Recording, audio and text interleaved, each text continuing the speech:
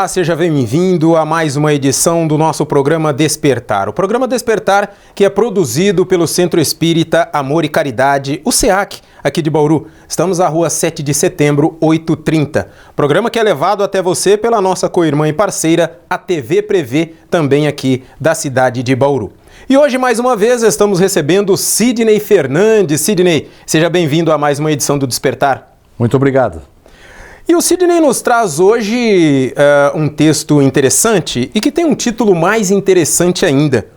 Eminência parda, Sidney. O que significa a expressão eminência parda?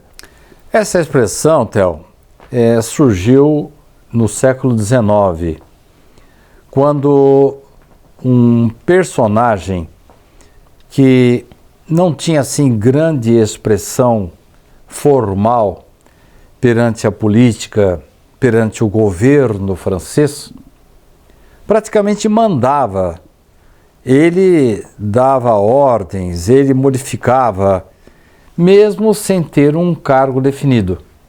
Daí, essa expressão generalizou-se para referir-se, como por exemplo, a um secretário.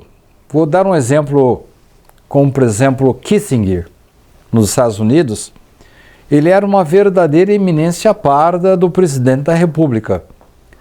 Não significava que ele estivesse desrespeitando as regras, mas ele tinha tanta importância nas decisões do governo americano que muitas vezes reportava-se primeiro a ele e depois ao próprio presidente.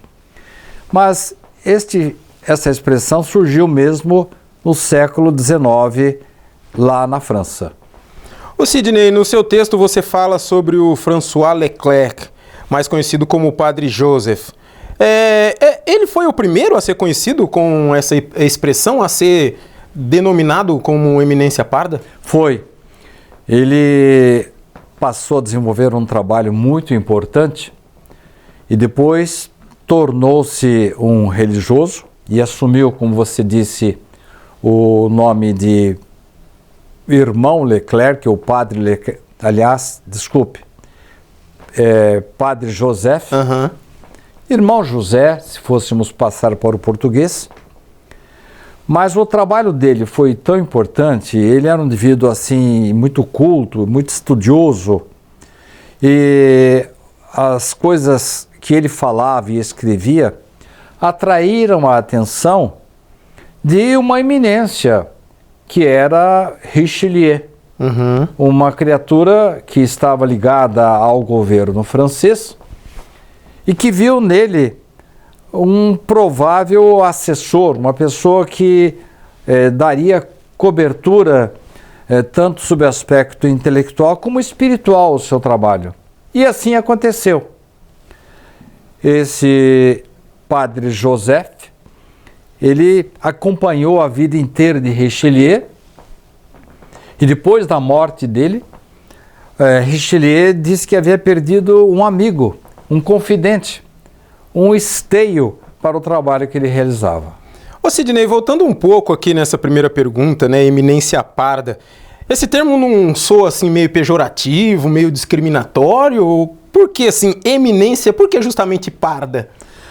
Poderia sim, mas a expressão parda, na época, referia-se à cor bege, que era a vestimenta da ordem religiosa desse irmão Joseph. Então não era uma referência à pele de determinada pessoa, nada? Não. Eu, quando procurei pesquisar a respeito, eu achei que tivesse referindo-se a cor da pele dessa eminência.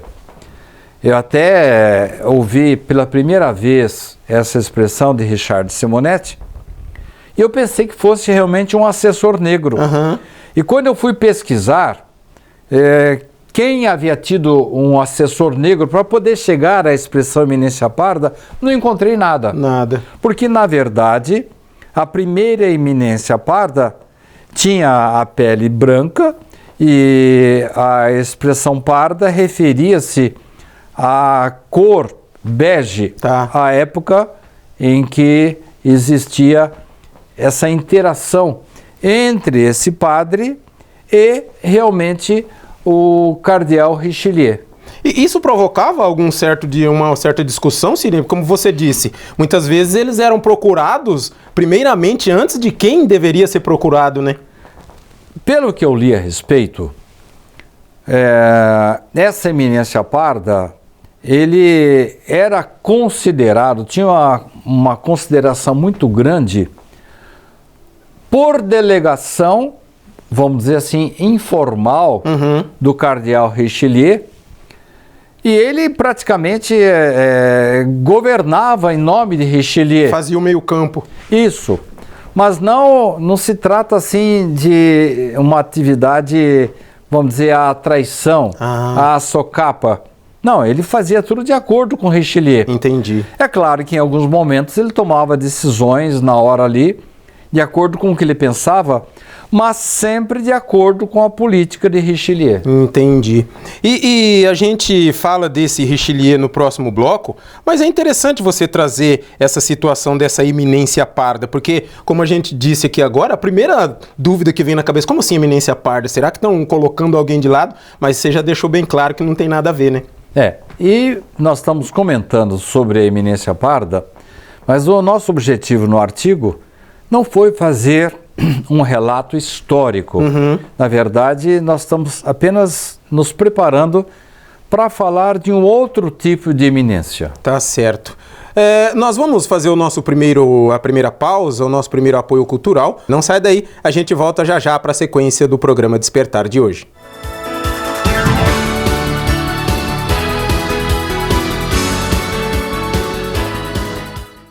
Você pode ajudar o SEAC de Bauru se cadastrando na campanha Nota Fiscal Paulista e indicando a nossa organização como beneficiária na doação automática. Com sua contribuição, nós recebemos o valor calculado em tributos fiscais e concorremos a sorteios mensais. Você também concorre a prêmios de até R$1 milhão e tudo com custo zero. Toda vez que você solicitar o CPF no ato da compra, a doação automática ocorrerá. Cadastre-se no programa Nota Fiscal Paulista pelo site ou, se preferir, baixe o aplicativo no seu celular. Faça seu login e siga o passo a passo que o sistema oferece. Escolha a opção Entidades e, em seguida, Doação de cupom fiscal com CPF automático. Pesquise pelo nosso CNPJ, Centro Espírita Amor e Caridade, e selecione Prazo Indeterminado. Pronto, agora você já está ajudando o SEAC e todos os nossos projetos. O Centro Espírita Amor e Caridade de Bauru agradece.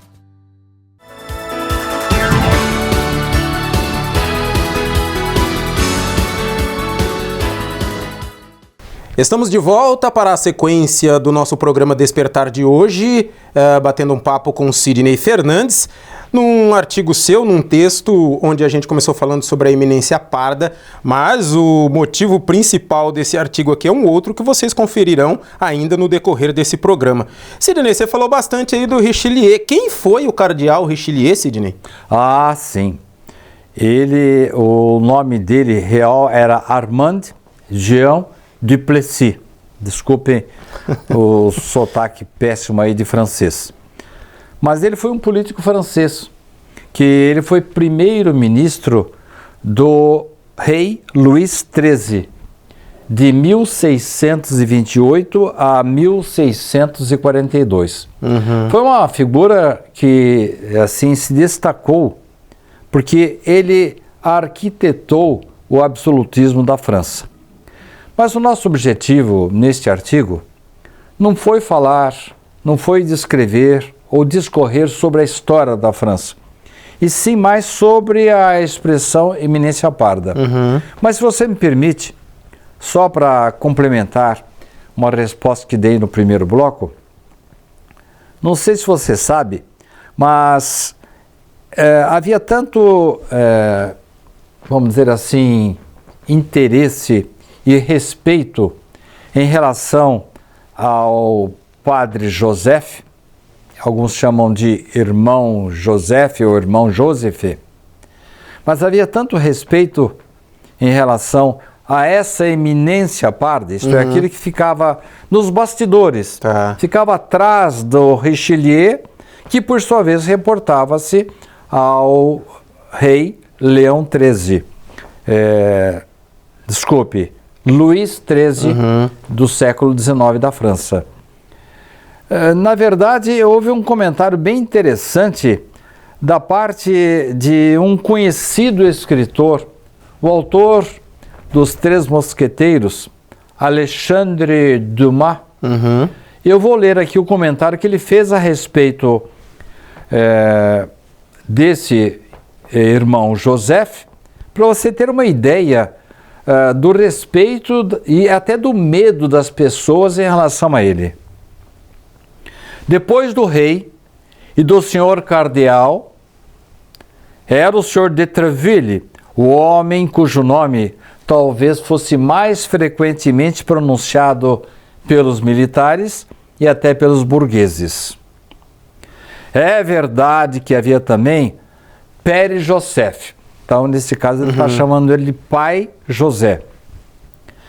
Mas o nome deste último só era proferido baixinho.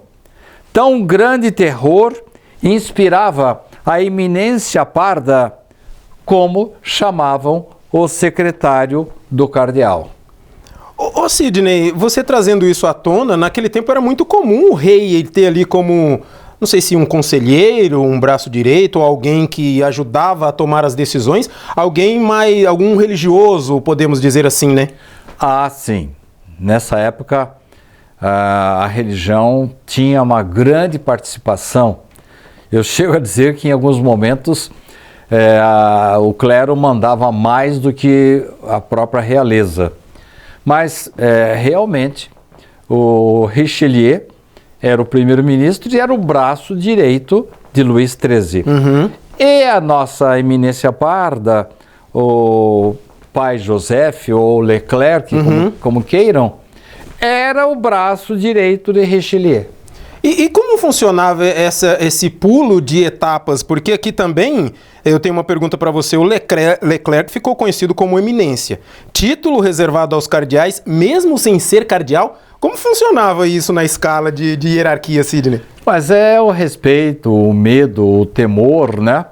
Tamanho o poder que a figura na retaguarda do cardeal Richelieu, ele tinha tantas ordens, decisões que afetavam toda a política da França, que as pessoas passaram a ter grande consideração por ele. Eu até notei nas minhas pesquisas, no momento em que a eminência parda passava, o Père Joseph, as pessoas paravam, ajoelhavam, se faziam mesuras, como se estivessem diante do cardeal. Do cardeal. Daí foi um pulo para passar a chamá-lo também de eminência. E você citou aí o Alexandre Dumas, o autor dos Três Mosqueteiros. Ele, pelo jeito, tinha muito respeito pelo Leclerc, né?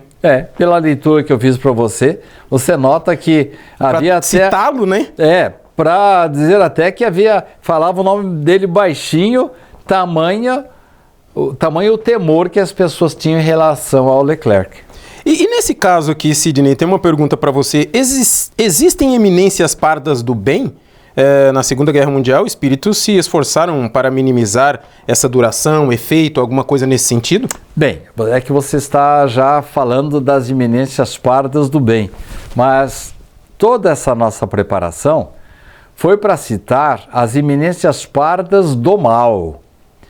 A gente fez uma espécie de metáfora, eu trouxe toda essa história da eminência parda para dizer que dentro da doutrina espírita nós encontramos verdadeiras eminências pardas.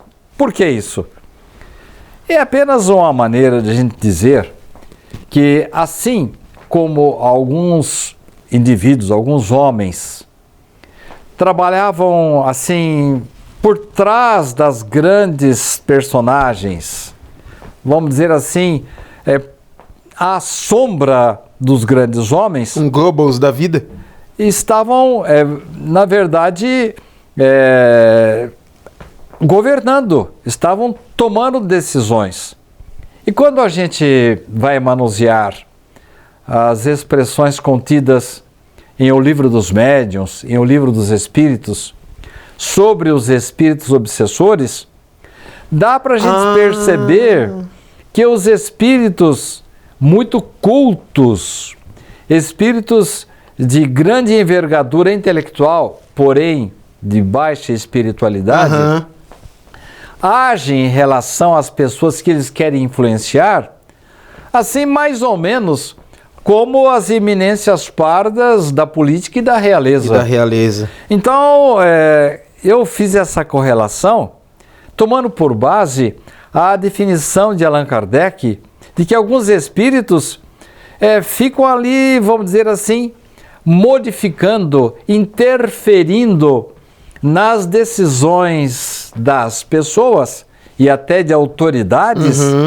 para que as decisões tomadas sejam de acordo com aqueles que estão influenciando. Então, espíritos obsessores de alto escalão intelectual, cultural, interferem sim em nossas vidas, muito mais do que nós supomos. E interferem, às vezes, nas decisões de governantes, de administradores, de reis, de presidentes, porque eles têm interesse que as coisas sejam conduzidas de acordo com as suas concepções, com as suas ideias, com os seus pensamentos. Ô Sidney, e por estar mais voltado para mais o lado da matéria, esses governadores acham que aquelas ideias são deles, né? Eu imagino que sim, porque não vamos falar em autoridades, mas vamos falar da gente mesmo, né? A gente percebe que às vezes surgem algumas ideias esquisitas na nossa cabeça. Então você está ao lado de alguma mulher e vem assim ideias, puxa vida, eu poderia sair com essa moça, eu poderia fazer uma proposta para ela, e de repente a gente nota que é uma pessoa comprometida, e a gente em sã consciência não poderia nem pensar nisso. Mas são ideias que cruzam o nosso pensamento, sugeridas por entidades que tem uma tendência para esse tipo de comportamento, que são, vamos dizer assim, dirigidas, suspiradas. Balbuciando, né? Isso mesmo. E a gente, de repente, fala, mas por que eu fui pensar nessa bobagem? Então, realmente, a gente está naquele momento recebendo a influência de espíritos desencarnados que não tem muitos escrúpulos, não. Vamos fazer aqui o nosso último intervalo, vem mais um apoio cultural aí, e a gente volta já para o terceiro e último bloco do nosso programa Despertar de hoje. Não saia daí, a gente volta já.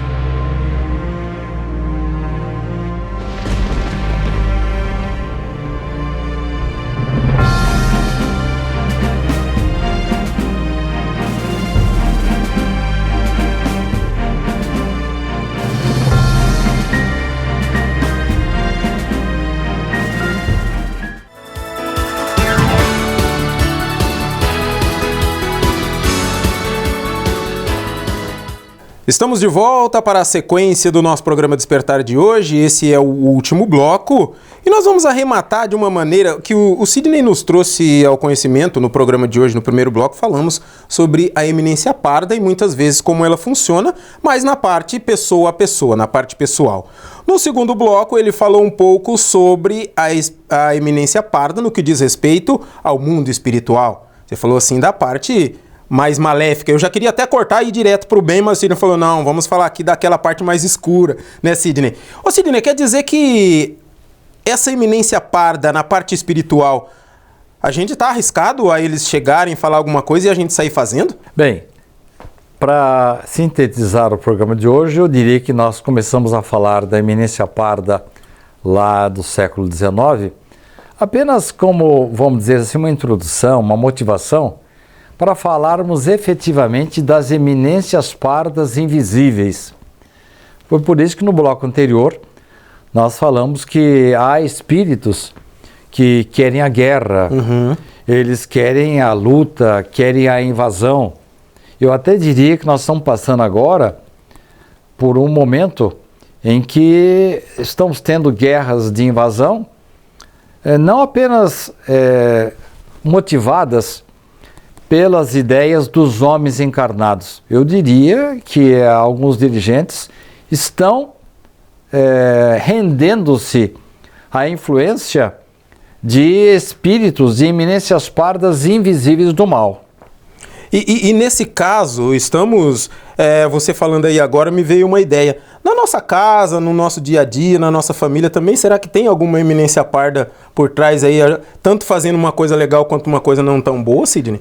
Na verdade, o termo eminência parda aí foi usado mais para motivar e dizer que todos nós estamos sujeitos a influências dos espíritos desencarnados. Assim como estamos sujeitos à influência de pessoas vivas.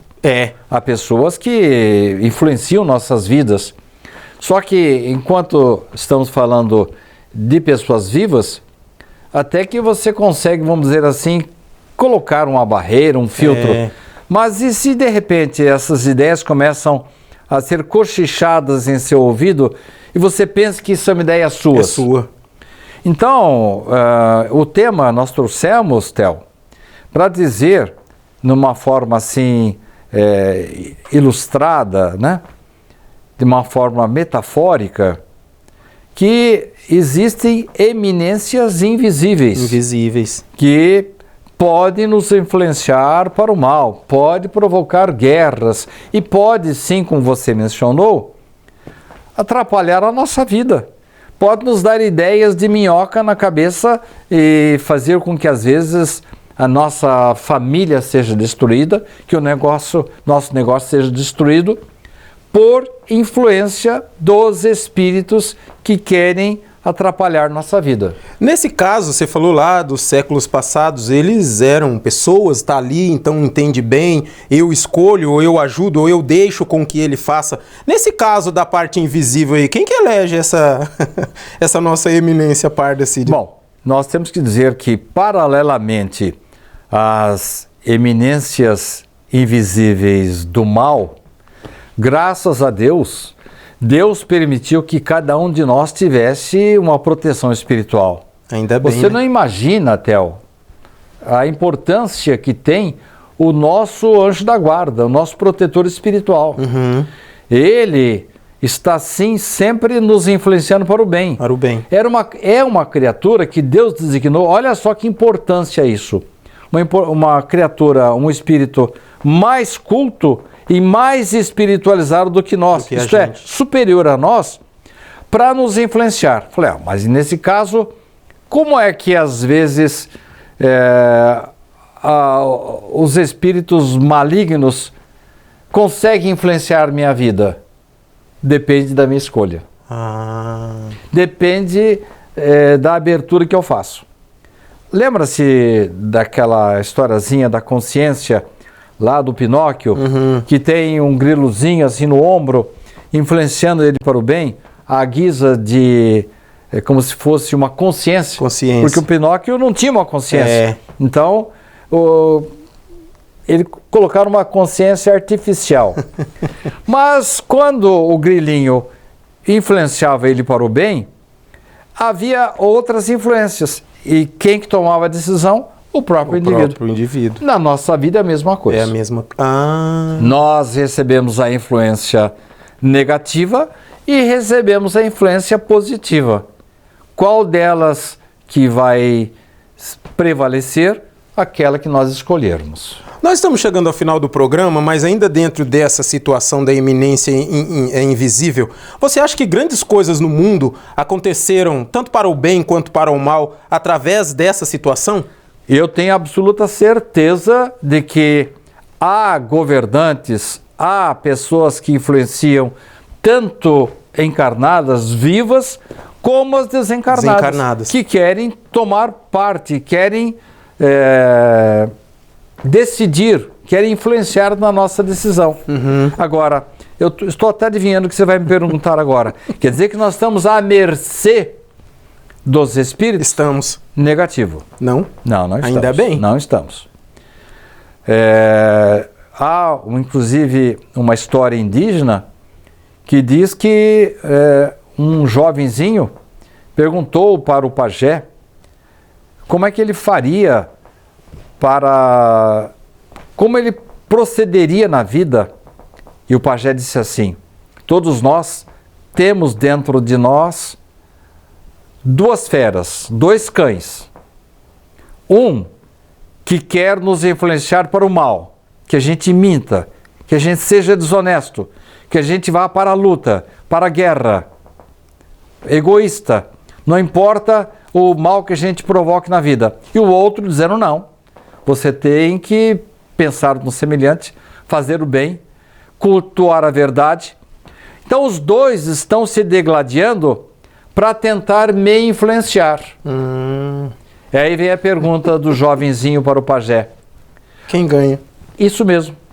Quem é que vai ganhar essa luta das duas feras que eu tenho dentro de nós? Aquela que você alimentar. Então, dependendo do nosso pensamento, da nossa decisão, da prevalência do nosso livre-arbítrio, nós daremos ouvidos para o mal ou para o bem. Ou para o bem. Nós estamos chegando ao final do nosso programa, mas eu ainda tenho uma pergunta para o Sidney. E como eleger a nossa eminência da maneira correta? Nós temos a resposta para essa sua pergunta em vários textos evangélicos, em várias religiões, mas eu ficaria com a expressão contida em O Livro dos Espíritos de Allan Kardec, quando ele faz essa pergunta para os mentores: como é que eu vou me livrar dos obsessores? Ele responde simplesmente: colocando toda a vossa confiança em Deus e praticando bem. Praticando bem a verdade, a honestidade e colocando toda a nossa confiança, a nossa fé em Deus, nenhum mal vai nos acontecer. Quero agradecer, Sidney, a sua presença e com certeza vamos voltar a esse assunto, porque esse assunto ainda dá muito pano para manga, já diria nossos avós, né? Muito obrigado, Theo. Até a semana que vem estaremos de volta para mais um programa Despertar do Centro Espírita Amor e Caridade.